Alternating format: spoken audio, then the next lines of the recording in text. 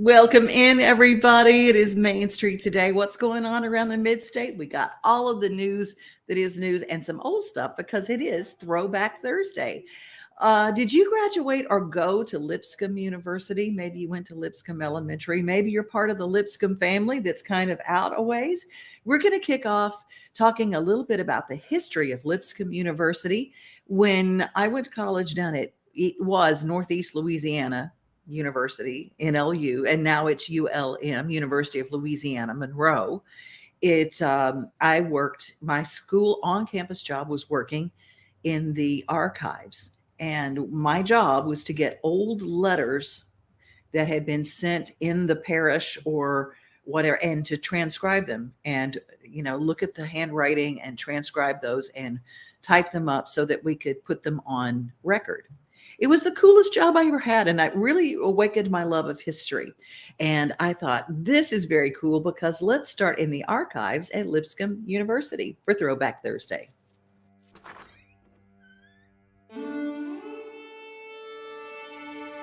Sometimes people want to just throw everything out because they think it doesn't matter. The problem with that is when you forget where you've been, it's very difficult to move forward and to know where you need to go. When I think about the history of this school, it does bring a sense of emotion to me because I think about how we all essentially are standing on the shoulders of those that have gone on before us. I recognize that I'm a part of something bigger. I'm a part of not just a tradition, but a legacy. I'm a part of a story. And it's because of that past story that I understand a little bit more of what I can do in the future. Total expenses per session, $134, $1894 to $1895 session. Wow. I find this material very fascinating to be able to study our school and to see what was important and where we've been. It's hard not to love this place when you see the good work and the great potential to be a place that's different. Wow. David Lipscomb desired for our school to be one that didn't just think of spirituality in a vacuum, but spirituality that was engaged. And so to me, that's why our history matters. Because we're invited into a bigger story to participate in something that matters way beyond ourselves.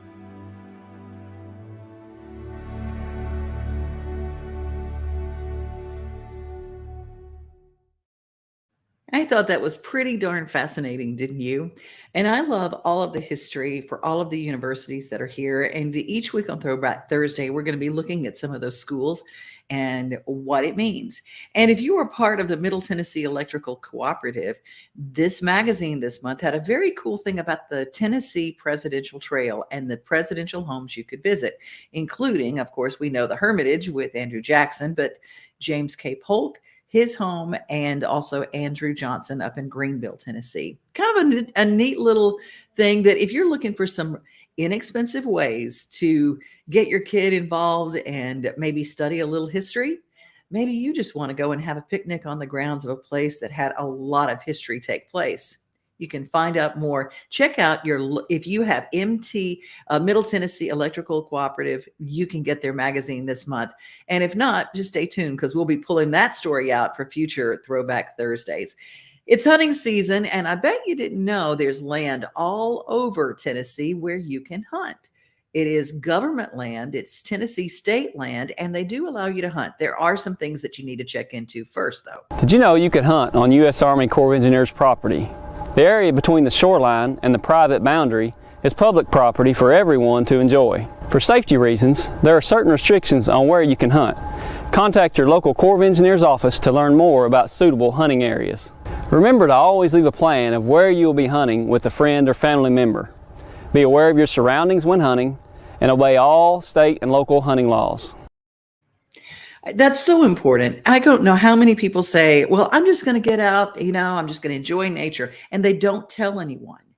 It is really important that you have GPS set on your phone so that if something happened, heaven forbid something happened, I'm not talking about some weird person or anything like that. I'm talking about if you fall, if you get lost, those things really help to have a GPS enabled or a GPS on your watch or something where someone can find you and tell them where you're going to be. That's another thing. And say, here's when I plan to be back. It's not somebody trying to curb your freedom.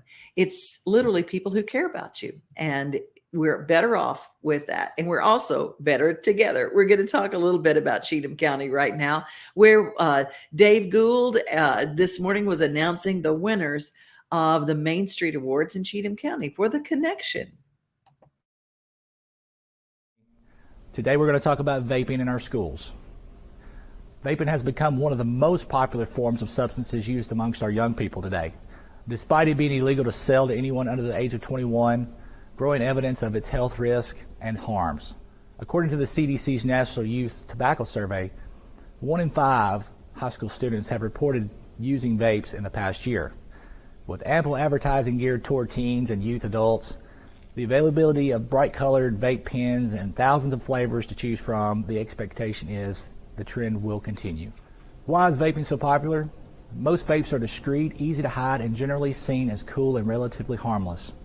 They come in thousands of tasty flavors that help cover the harsh taste of chemicals and override the sense that these products might be harmful. They also produce a brief sensation of a head rush that some people like. Most also have a very high dose of nicotine, which can rapidly make those who vape develop an addiction or become dependent on these products. Teens say they vape for many reasons. Curiosity is one, and peer pressure is the other. They see their friends or family members vaping, and they are drawn to the appealing flavors. Some also say that they do it because they feel it's less harmful than other tobacco products, and it's also discreet. Increasingly, teens report that they vape because they're hooked and they can't quit. Why is vaping bad for teens? It is now widely recognized that vaping is unhealthy and dangerous. The more immediate health effects include coughing and wheezing and behavioral and mood changes, headaches, seizures, vomiting, and potential severe lung injury.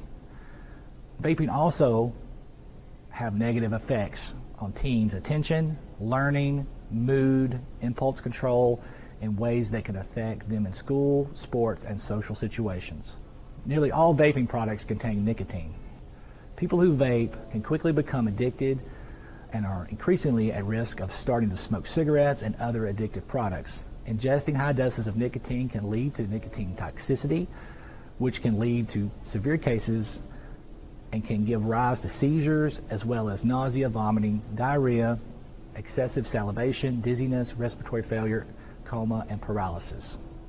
The other ingredients in vaping products include the flavorings that are harmful as well. Most contain cancer-causing agents and toxic chemicals, heavy metals, ultrafine particles that penetrate deep into the lungs and cause lung damage, cell damage, and reduce immunity to infections. If you discover that your teen's been vaping, address it like you would any other health risk and try to resist the urge to lecture, yell, or punish them. It's important to keep the lines of communication open. Show your child that you're concerned about their health, their safety. If you have any questions about vaping, please contact your SRO at your current middle school or high school. Stay healthy, Cheatham County. We want everybody to stay healthy. I thought that had some really important points. If you've got children who vape, maybe you're vaping. You might be vaping right now. I didn't realize all of the issues that were connected, but especially for kids who are younger. And always, when I did a little research, a a teenage brain for a boy is not fully developed until the age 25. For a girl, it's 22. And when you think about that's a developing brain, and those are the developing years. And when you have something, any kind of substance, do be careful of that and know what your kid's doing. And don't think just because it's not a cigarette that it's not something that might be detrimental to their health. Thank you so much for Cheatham County for sending that over to us. We're going to head right now to Murfreesboro, where you can help them get $90,000 for future free music programs on their square. The nonprofit Main Street Murfreesboro needs your vote for the opportunity to receive a $90,000 multi-year grant for a free live music series in the historic downtown. From September 12th through the 21st, there are 2 easy ways for the public to cast their vote: online or by texting. Your vote will move Murfreesboro into the top 20 finalists to then have a chance to be selected by the Levitt Foundation to receive $90,000. Cast your vote to help Main Street Murfreesboro win and provide a free music series downtown in 2023.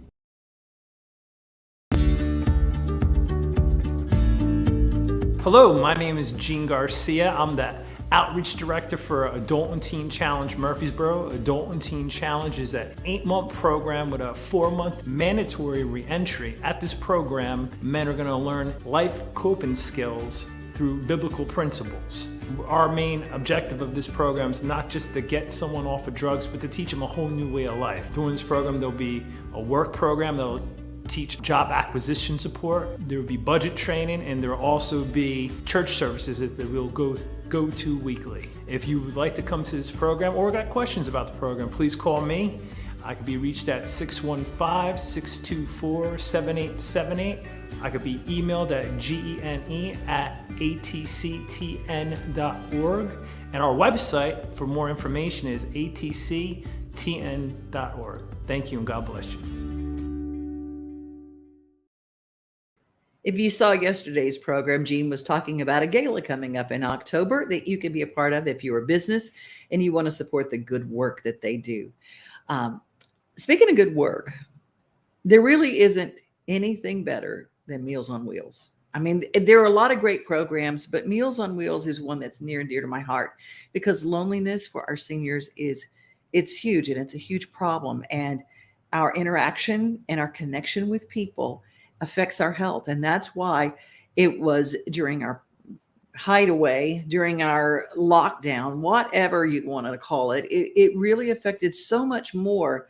And that's why there were some things that were as dangerous, if not more, than COVID. And the well-being of our seniors was really, really affected. Meals on Wheels is a detriment. It's a detrimental thing if we ever lose that. And if you want to volunteer for something incredible, I want you to listen to this next story because it tells you a little bit about what it is, what it does, and how you can help.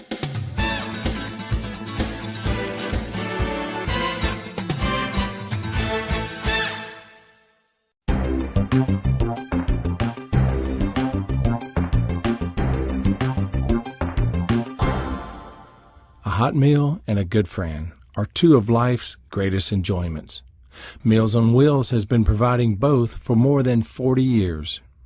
The local chapter in Rutherford County finds its home in the city of Murfreesboro's St. Clair Street Senior Center. The Senior Center here has been awesome. We partnered with them years ago. We used their kitchen, their dining room, and I think it's where we need to be. You know, this is a perfect place for us. Mark, the center director, has been wonderful, and he comes back and checks on us, and it's been a very wonderful partnership. Our food company brings the food in the morning in the big steam table pans, and then we have the little, kind of like a TV dinner kind of a tray that we actually hand dip. The only really machine that we have is one that we seal it with the plastic over the top of the hot seal. And then we put the meals in coolers with hot packs. And of course the milk and the dessert or whatever goes in a different cooler. So my volunteers will have 2 coolers to take out with them. The routes take about an hour and a half. Some of them I've got go way out. They take 2 And then the volunteers come back and drop their coolers off, and we start over the next day. This is actually my first year doing it. The reason was my wife thought it would be a good idea and signed me up. Like everything else, her doing that, it's turned into a blessing and something that I look forward to doing every week. It gives me a purpose. You know, the fact that hits home with me is sometimes I might be the only person they see that day. You know, taking that little extra time to speak to them, ask them how their day is and stuff like that. My helper is my granddaughter. Once I put the hot stuff in the bag, she takes over with the cool cooler, and I'm not to touch that one. So that's her job. It makes me feel good because I'm sharing with other people. Well, it means everything, because I don't know what I'd eat without it. And I love the volunteers. Some of them I just really feel close to. You know, because a lot of times they will bring me an extra meal, and I'll always say, sure, I'll take it, because I put it up in the freezer. I'll eat it that night for supper, or maybe on the weekend when I don't get anything. So it's just fantastic. Bottom line is you have to be 60 or older, and we have this evaluation. Since COVID, we have been doing those evaluations over the phone. Anybody that would love to do this, please call me. I get tickled. People come in here to volunteer and they'll say, I'm here, I want to help, you know, I want to help. And they do, but it's not hardly any time before they come back and they say, you know what, this has helped me more than I've helped them. It's an awesome program.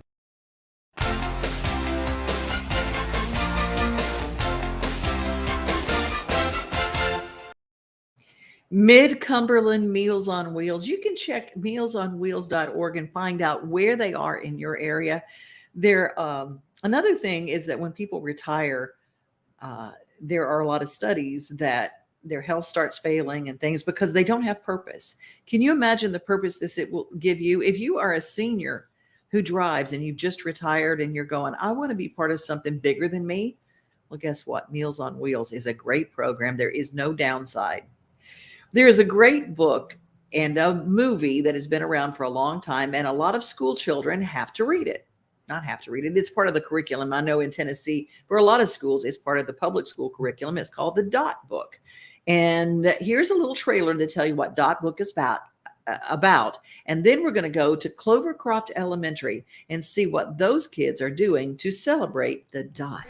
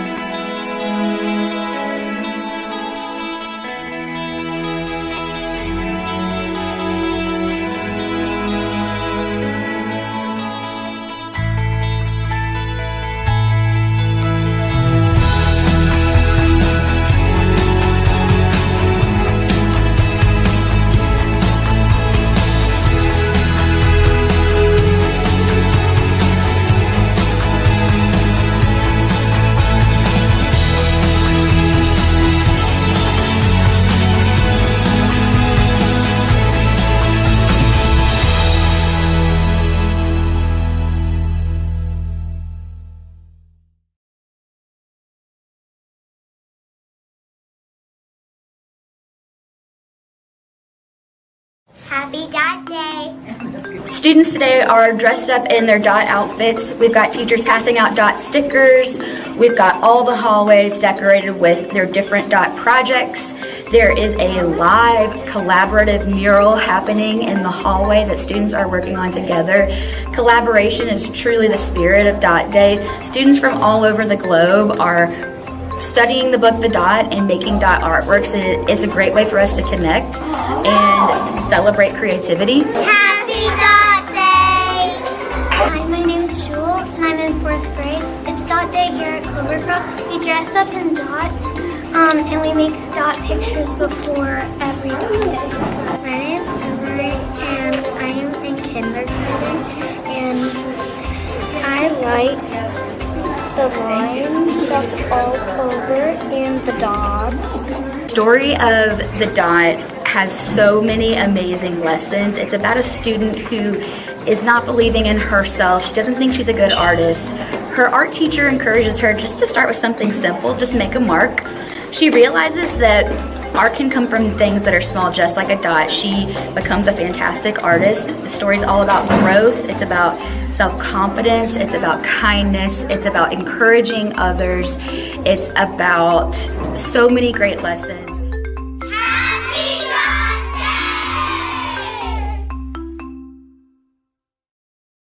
Is that not the cutest thing ever? I love that. I love that.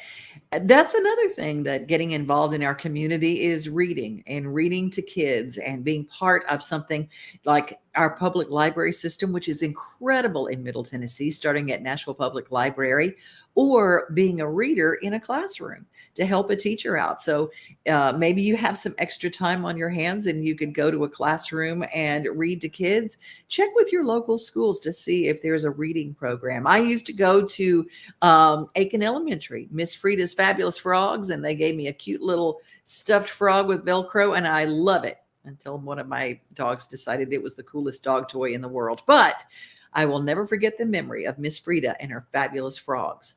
The Blue Man Group has been around for a long time. It is a theatrical production that is very interactive with people. It is so much fun. But if you've been to see the Blue Man Group before, when it comes back to TPAC, it's a totally different show. They're saying it's still blue, but everything else is new.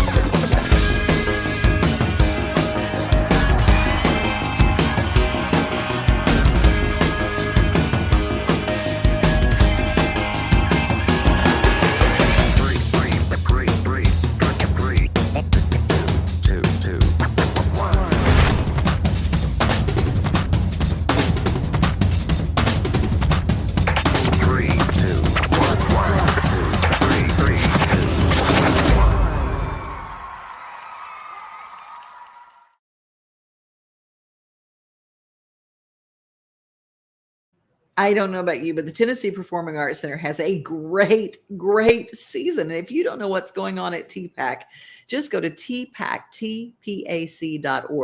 and see what night of tickets you can buy, or just one night, one event, or season tickets.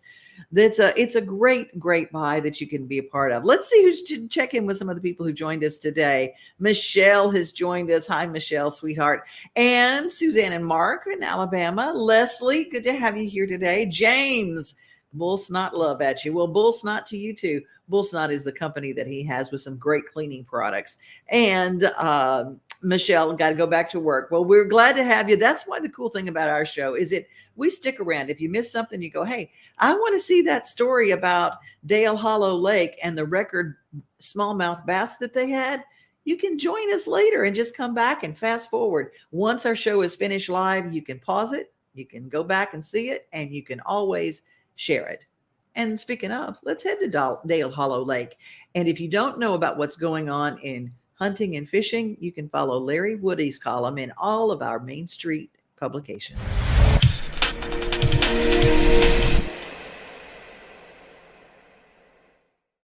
Well, this is the world record smallmouth bass caught by D.L. Hayes in 1955. It's a replica, it's not the actual fish, but by measurement, it was 27 inches long, 20-something inches in girth, and it weighed 11 pounds, 15 ounces. So it's a replica that people come by and like to check out when they're here at Horse Creek. It's held for 60 years now. Like I said, it was caught in 1955. And besides that, we have the top 3 record smallmouth bass that's ever been caught that came out of Dale Hollow Lake. And the second one, number 2, was Mr. John Gorman a 10-pound 14-ouncer, and then number 3 was caught in 1986 by Mr. Paul Bill, and it was a 10-pound 8-ouncer. Well, Mr. Hayes caught the fish trolling, again, over 60 years ago, and he caught it on the 600 series pearl white bomber. It wasn't this actual bait, but this is one like it that I picked up years ago. And basically, it looks like a torpedo, but it runs backwards. The bait actually pulled through the water this direction, and he was trolling for anything that would bite, and just so happened he caught the largest smallmouth ever. It's been a while. Like I say, 1986 was the last 10-pounder we've seen. But this is a special place. It's the only place you can come and catch, on average a 4.5 to 5 pound smallmouth and have to throw it back. It's a smallmouth lake. That's what it's known for. But it also has it's a great overall fishery, great population of walleye, crappie, bluegill, and largemouth. So people come here for a chance to catch the world record.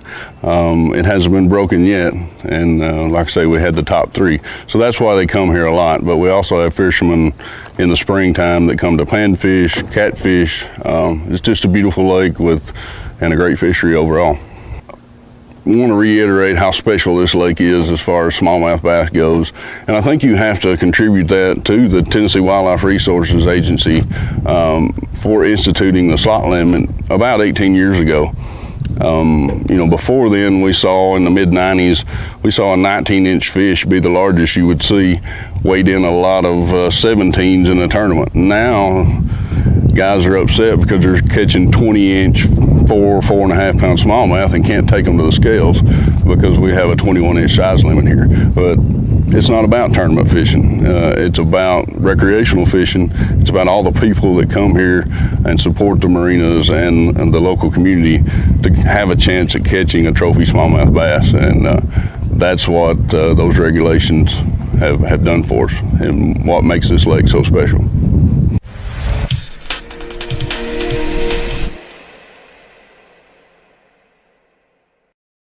A big thank you to our Corps of Engineers that keep up those lakes, and they are beautiful. Tennessee is filled with some absolutely beautiful fishing lakes, and you can check with TWRA and find out for free fishing days that happen at a couple of different times during the year, and you can check out when you can take your kids, and people fish all year long. And it doesn't matter if it's a little cold, it's a little hot, you still can find a way to enjoy yourself on the water by putting a pole in. Sometimes, and you don't even have to have fancy equipment, just a cane pole and the will to have a good time. Well, we're going to head off right now to Travelers Rest. I went to the Travelers Rest Festival years ago, and I thought, I had no idea what Travelers Rest even was. I was kind of new to Nashville, and I thought, I bet there are a lot of people in Nashville who have no idea that it's even there and how inexpensive it is to be a part of it, and some of the very cool things that you can tour, that you can see, and that you can learn. If you homeschool your kids, if your kids take a day off, even if not, take your kids to something historical that they can kind of see and be a part of.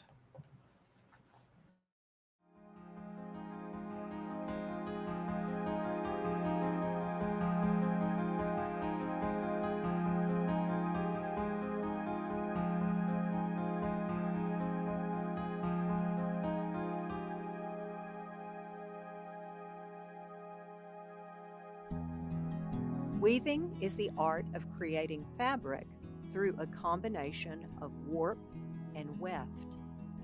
The warp yarns are held stationary in tension on a frame or loom, while the weft is drawn through and inserted over and under the warp.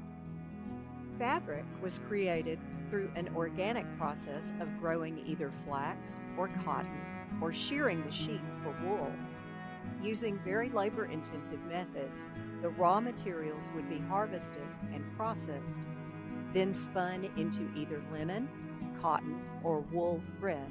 Then the thread would be strung onto the loom in either a 2 or 4 harness system, a time-consuming task using up to 500 threads that would then be woven into cloth used for both clothing and utilitarian items such as coverlets, towels, and bed linens. The earliest evidence of a loom was found on a pottery dish from ancient Egypt dated to about 4400 BC. It was a frame loom equipped with foot pedals to lift the warp threads, leaving the weaver's hands free to pass and beat the weft thread. In 18th century France, the process was successfully mechanized and improved further by Joseph-Marie Jacquard using an ingenious method of punched cards. The use of punch cards in Jacquard's loom is credited as being the inspiration for the early functionality of mid-20th century computers. Before looms became mechanized, most people only owned 1 or 2 sets of clothes, unless you were part of a wealthier family who had the means to buy ready-made clothing. Purchases made by Judge Overton of thread, needles, fabric, and a thimble, along with letters between Overton relatives, indicate clothing was made by seamstresses, specifically Millie, an enslaved girl. Both men and women were trained as weavers, with men later expanding their skills to the profession of tailors when fabrics were more readily available. But in the early to mid-19th century, women, many enslaved, spent 40% of their day being responsible for creating all of the textiles needed for a home to function. A memorandum written by Judge John Overton to Joseph Wright in 1820 indicates an enslaved woman named Matilda would be taught how to weave plain coverlets. As payment, she would receive 2 sets of clothing and a loom to which she was accustomed, along with fabric, and $22 for Judge Overton.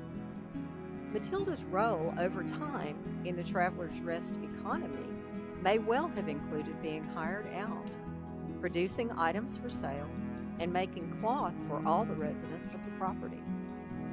These items not only had a practical use, but the artistic imagery created by weavers like Matilda would have been very much admired by those who either wore or used the items.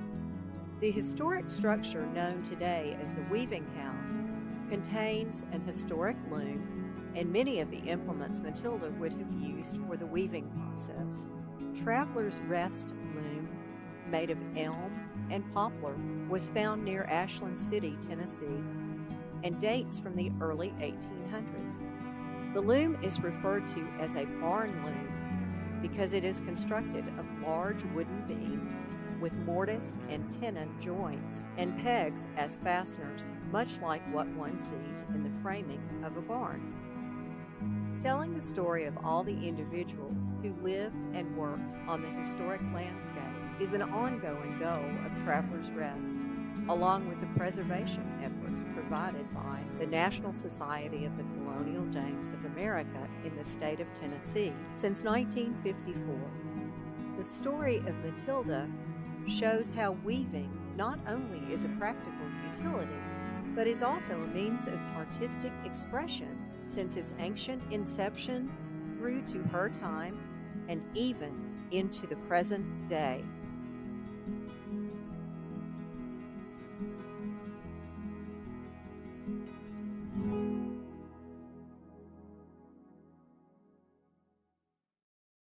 If you don't know about Traveler's Rest, you do now, and you can find out there, historic Canonsburg, all of those places that are around Middle Tennessee, Mansker Station. There are programs that you can take advantage of that are low cost or even free. So I encourage you to find out what's around you. Middle Tennessee is full and rich and lots of activities for you to do, for families to do. And it's an interesting date. If you're looking for something to do and you're kind of looking, hey, let's do something different. Well, the history and Throwback Thursday is what this is all about, to kind of tell you to be a tourist in your own hometown. It's not always what's new. It's sometimes what's old that draws your attention. I hope you have a great rest of your day. Be safe, be kind, and remember, you are loved. We are home, we are family, we are things to do and places to see. Mama